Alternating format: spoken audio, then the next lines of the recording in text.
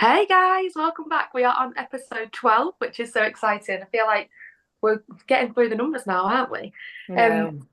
so today we said we'd have a little bit of a chat about choosing the right coach for you. So especially with it being January, I think there's so many people now that are thinking, oh, I'm gonna get a coach, I'm ready for a new year, I've got some new goals I want to work on.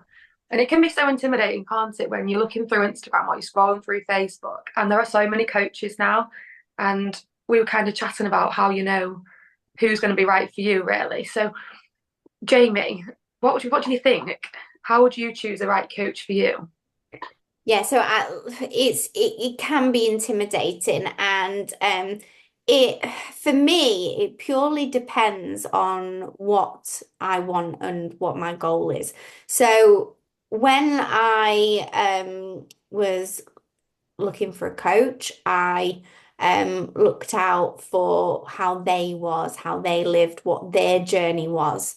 Um, Obviously about qualifications and things like that, which is great, but also what their story was, what their journey was, and whether that falls in line with what you want to achieve. Because when you're a person with an everyday Monday to Friday job, let's say you've got a few children, a family to feed each night, etc., and you've got a coach that you idolize, they are a bikini bodybuilder or someone that lives alone and they have all the time in the world and they can do meal prep, for hours.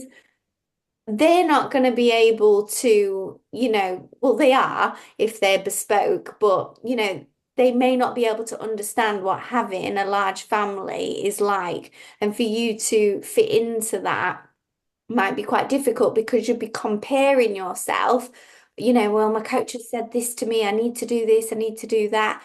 And it puts you in more of a restrictive state.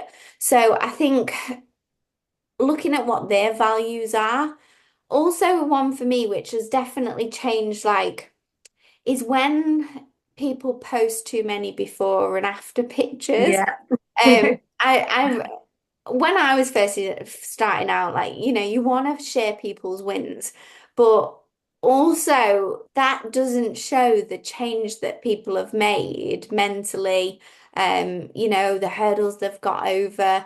And I think a before and after picture can just be so, you know, it just tells, I don't know how to describe it. I mean, how would you say? It just, Yeah. I I get what you mean. I think unfortunately, because like you say, posting pictures of people's progress isn't necessarily a bad thing, so long as it's not always attached to like a physical result or a physique.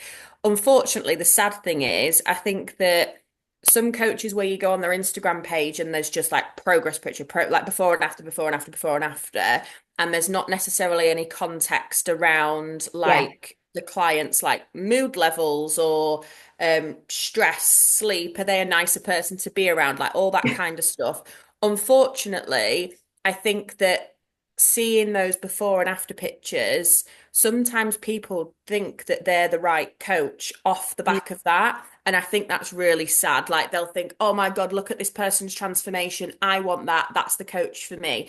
And sometimes it might be, but it is sad that sometimes I think people, when they're choosing a coach through no fault of their own, are led to think that then they're going to get the exact same results, whatever that might be. So I completely agree with what you've said about the progress pictures. It's not to share them, but there's so many other things that we can be shouting about as well.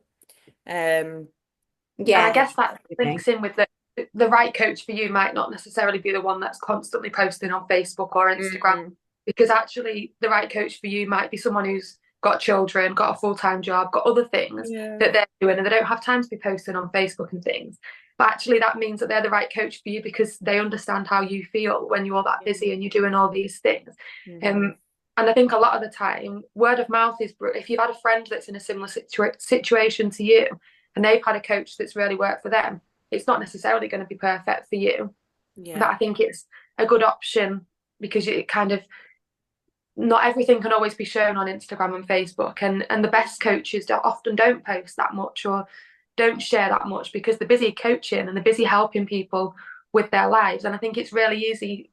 I mean, it's hard as well because if you're wanting a coach, you are going to go straight to those places to look for a coach. Yeah. That's what you're going to do. But I do think it's easy to fall into just seeing those before and afters and thinking, oh yeah, I'll go with them, and not necessarily getting to know if you're going to get on with that person.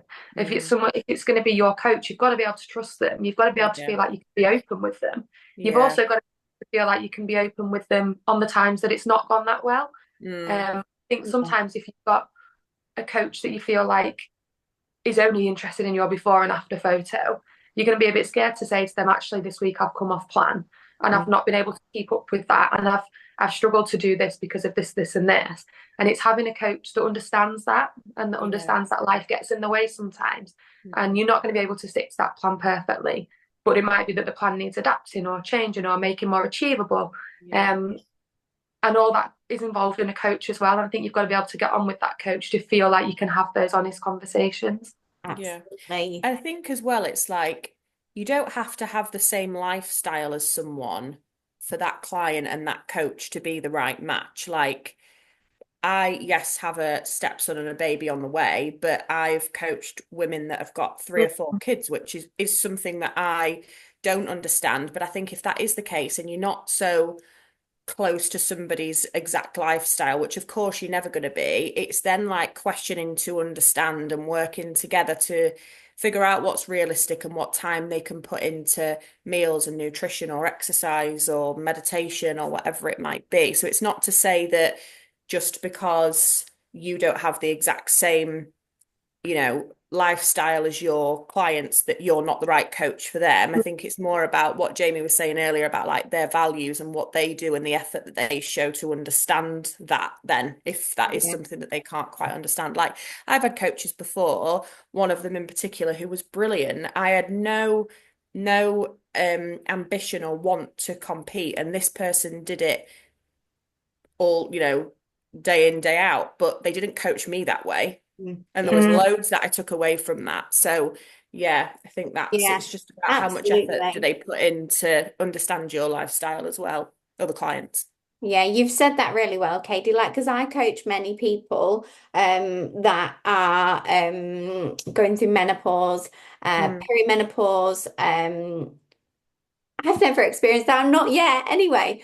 But I have education. I have, I've done my research. I've got the knowledge, all those things and evidence of working with other clients that have been in similar scenarios. Obviously, everyone is different.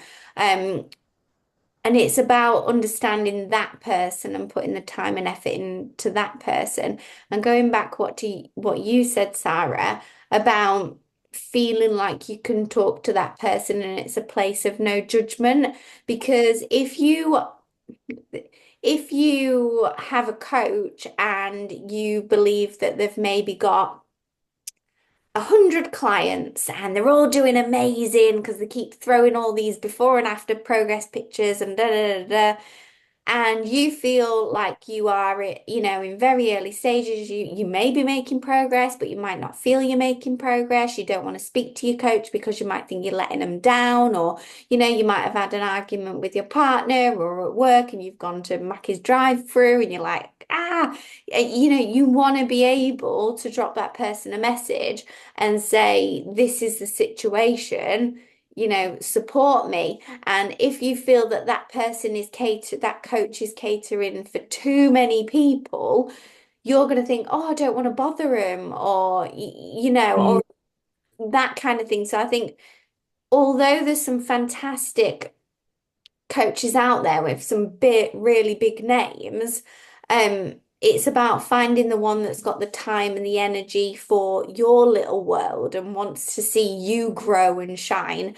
And I think so many coaches now are giving, like, like we all do, you want to get to know each other, so you'll do an intro call, absolutely.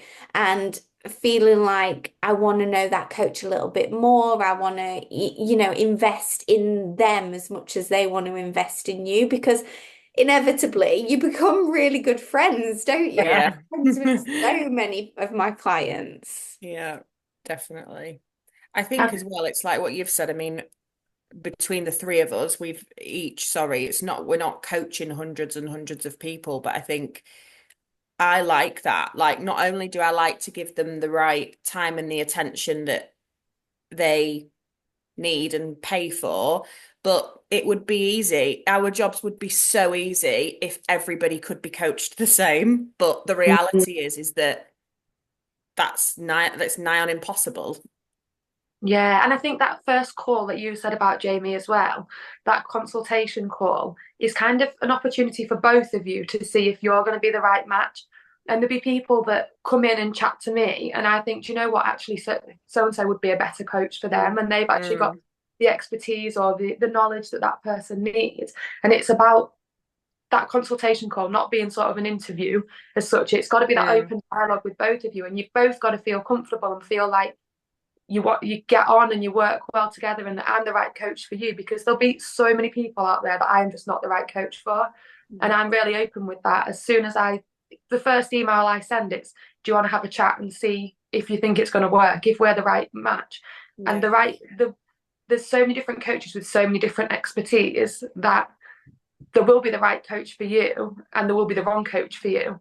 And I think it's kind of a bit of a consultation and a back and forth with both of you to see that you're happy and you feel comfortable with that. Mhm. Absolutely. I can remember my friend, she signed up with a coach, and they're doing all these amazing things, and she had the call, really liked it, it was amazing. And then when they got given the information to go off and start the journey, it was so overwhelming with data and macros and and when you're a person that has no idea of entering the world of nutrition, she just wanted to, run out the door. It was like, whoa, I may as well just go have a shake for breakfast and run loads of miles, which obviously we know is not good for, not the best for us. So it's about being open and going back to them and saying, look, this is not going to work for me. How can we, make it work for me? And having that open door for them to speak to you, really, because that definitely, for someone that's just, has nothing nutritional, only knows a carb, protein and a fat, giving them macros and to weigh things. Do we weigh it raw? Do we weigh it not raw? It could be a minefield. I can remember when I first, Yeah. started weighing things. As I was weighing like sesame seeds. Like I was measuring Everything. salt. Girls, I was measuring salt. I was Yeah. sprinkling salt on scales. Like, scales wouldn't even pick it up because it wasn't even heavy enough. It was just ridiculous. I was weighing ketchup, I was weighing, all sorts. And I think if you've got a lifestyle, even if you haven't got children, you're just fast paced and I don't know, your work's on the go, and you can't be carrying scales around with you. It's not normal life for everyone. Mm. So yeah, I think as a collective, I think we kind of get the point across there for, what we believe of, making sure the values they fall in line, they're open, you feel confident speaking with them, and yeah, just getting your money's worth, really, because it's a big investment looking after It is. It's yourself. expensive. Hmm. Mm. Completely agree. Perfect. Okay, girls. Well, we'll see what the next topic is, and we will catch you all in the next one. Thanks, everyone.